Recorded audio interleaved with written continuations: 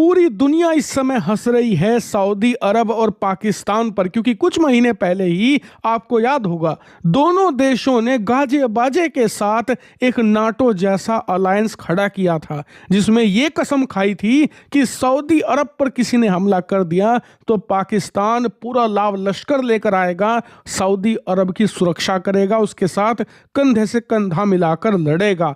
और अगर कल को पाकिस्तान पर किसी ने हमला कर दिया तो सऊदी अरब भी उसके लिए यही करेगा, वो अपना धन और बल दोनों इस्तेमाल करेगा सऊदी अरब की सुरक्षा करने के लिए।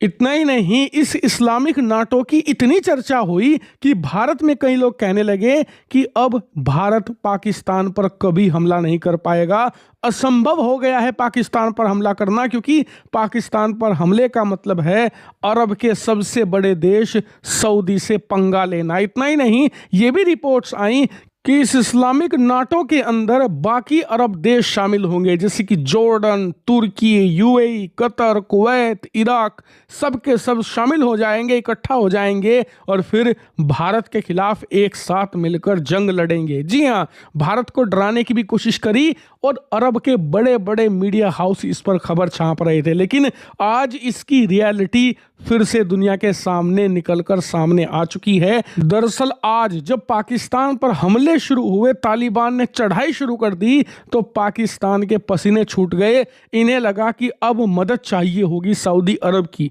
इनके डिप्लोमेट्स भागे तुरंत सऊदी अरब के शाही परिवार के पास कि हमारी तो जान बचा लो, वरना तालिबान से बहुत बड़ी जंग होगी, हमारा देश तालिबान के साथ एक लंबी जंग में फंस जाएगा। और लग ऐसा रहा था कि सऊदी अरब मदद जरूर करेगा, भले ही खुद युद्ध में ना उतरे लेकिन पैसा हथियार तो भेजेगा ही। लेकिन हुआ इसका ठीक उल्टा। आप स्क्रीन पर देखिए, सऊदी अरब के विदेश मंत्री ने कहा है कि दोनों देश इस मामले को बैठकर सुलझा लें और इसे शांतिपूर्वक तरीके से इसका समाधान निकालें और डी एस्केलेशन करें। और ये स्टेटमेंट जहां तालिबान के लिए एक ह्यूमंगस विक्ट्री है, बहुत बड़ी जीत है, तो पाकिस्तान के लिए करारा झटका, क्योंकि उसका इस्लामिक नाटो का सबसे बड़ा देश उसे अकेला छोड़ चुका है तालिबान के साथ इस जंग में। उसने संदेश दे दिया है कि वो तालिबान के खिलाफ उसका साथ नहीं देने वाला। पाकिस्तान को खुद तालिबान से निपटना होगा,